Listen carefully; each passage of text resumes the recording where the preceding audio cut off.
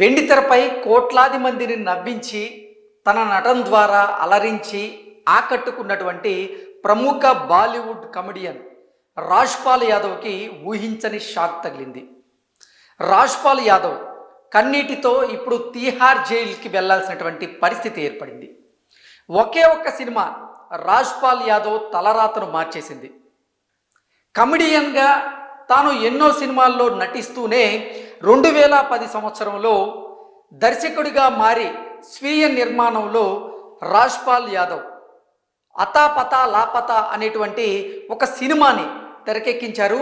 ఆ సినిమా కోసం ఏకంగా 5 కోట్ల రూపాయల మేర అప్పు చేయడం జరిగింది. ఆ 5 కోట్ల రూపాయల అప్పు వడ్డీతో కలిసి 9 కోట్లయింది. అయితే ఆ 9 కోట్లను చెల్లించడంలో రాజ్పాల్ యాదవ్ కొన్ని ఇబ్బందులను ఎదుర్కొన్నారు. ఈ నేపథ్యంలోనే ఎవరి దగ్గర అయితే అప్పు తీసుకున్నారో వారికి ఇతను కొన్ని ఎంటీ చెక్కులను ఇవ్వడం జరిగింది.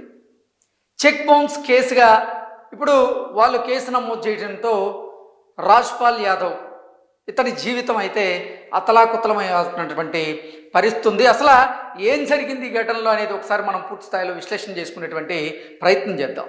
కన్నీళ్లతో తీహార్ జైలుకు స్టార్ కమెడియన్ ఒకే ఒక సినిమా తలరాతను మార్చేసింది. వెండి తెరపై కోట్ల మందిని నవ్వించినటువంటి రాజ్పాల్ యాదవ్కి ఊహించని షాక్ తగిలింది. 2010లో ఆయన దర్శకత్వం వహించిన అతాపతా లాపతా సినిమా కోసం తీసుకున్నటువంటి 5 కోట్ల రూపాయల అప్పు వడ్డీతో కలిపి 9 కోట్లకు చేరడంతో కోర్టు సీరియస్ అయింది. గడువు ఇవ్వడాన్ని తిరస్కరిస్తూ న్యాయస్థానం లొంగిపోవాలంటూ ఆదేశించడంతో కన్నీళ్లతో తీహార్ జైలుకు వెళ్లారు రాజ్పాల్ యాదవ్. స్టార్ అయినా చట్టం ముందు ఒకటేనని మరోసారి రుజువైంది. అసలు ఎవరు రాజ్పాల్ యాదవ్ మీద కేసు నమోదు చేశారో, అసలు ఏం జరిగింది అనేది ఒకసారి కనుక మనం పూర్తి వివరాల్లో కనుక వెళ్తే, చెక్ బౌన్స్ కేసులో బాలీవుడ్ నటుడు రాజ్పాల్ యాదవ్ కొంతకాలంగా సతమతం అవుతూ ఉన్నారు. ఢిల్లీ హైకోర్టు ఆదేశాల మేరకు తీహార్ జైలు అధికారుల ముందు ఆయన లొంగిపోయారు. ఈ నెల 2నే సరెండర్ కావాలని న్యాయస్థానం ఇటీవల ఆదేశించిన నేపథ్యంలో గడువు పెంచాలంటూ ఆయన కోర్టుని కోరారు. దాన్ని తప్పుపట్టినటువంటి హైకోర్టు లొంగిపోవాలని ఆదేశాలు ఇవ్వడం, ఆ తర్వాత ఈ తీహార్ జైలు అధికారుల ముందు రాజ్పాల్ యాదవ్ లొంగిపోయారు. అసలు ఏం జరిగిందనేది కనుక చూస్తే, రాజ్పాల్ యాదవ్ ఆయన భార్యపై మురళీ ప్రాజెక్ట్స్ ప్రైవేట్ లిమిటెడ్ సంస్థ చెక్ బౌన్స్ కేసు పెట్టింది. తమ వద్ద తీసుకున్నటువంటి అప్పు తిరిగి చెల్లించకపోగా వారిచ్చినటువంటి కొన్ని చెక్కులు బౌన్స్ అయ్యాయంటూ సదరు సంస్థ వారి మీద ఫిర్యాదు చేసింది. ఢిల్లీ మ్యాజిస్ట్రేట్ కోర్టు రాజ్పాల్ దంపతులను 2018లో దోషులుగా తీర్చి నటుడికి 6 నెలల పాటు జైలు శిక్ష విధించింది. 2019లో సెషన్స్ కోర్టు కూడా ఈ శిక్షను సమర్థించింది. దీన్ని సవాల్ చేస్తూ రాజ్పాల్ ఢిల్లీ హైకోర్టును ఆశ్రయించారు.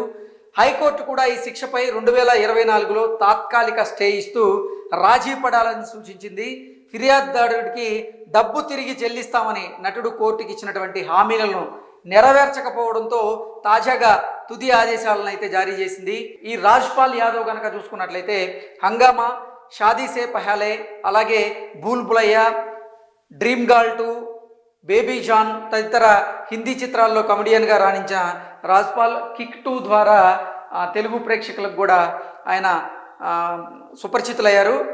మరాఠీ, భోజ్పురి, పంజాబీ, బెంగాలీలో ఎన్నో భాషల్లో ఆయన నటుడిగా యాక్ట్ చేసినటువంటి సినిమాలు ఉన్నాయి. అయితే రాజ్పాల్ యాదవ్ నిజంగా ఒకే ఒక సినిమా ఆయన తలరాతనైతే మార్చేసింది. కమెడియన్గా మంచి బిజీగా ఉండి 4 రాళ్ళు వెనకేసుకున్నటువంటి రాజ్పాల్ యాదవ్ ఆ తరువాత తానే స్వీయ నిర్మాణ దర్శకత్వంలో ఒక సినిమా తెరకెక్కించాలనుకోవడం, ఆ సినిమా కోసం 5 కోట్ల రూపాయల మేర అప్పు చేయడం, ఆ 5 కోట్ల రూపాయల అప్పు వడ్డీతో కలిసి 9 కోట్లు అవ్వడం, అవి చెల్లించడంలో రాజ్పాల్ యాదవ్ ఇబ్బందులను ఎదుర్కోవడం, ఆ తర్వాత కొంత సమయం ఇచ్చినటువంటి అప్పిచ్చిన వారు వీరి మీద కేసు నమోదు చేయడం, చెక్ బౌన్స్ కేసు ఇతని మీద నమోదు అవ్వడం, ఆ తర్వాత కోర్టు ఇతనికి 6 నెలలు శిక్ష విధించడం, దాన్ని సవాల్ చేస్తూ ఆయన హైకోర్టుకు వెళ్ళడం, హైకోర్టు కూడా తాత్కాలికంగా తొలుత స్టే ఇచ్చి డబ్బులు తిరిగి ఇవ్వమని రాజీ కుదుర్చుకోమని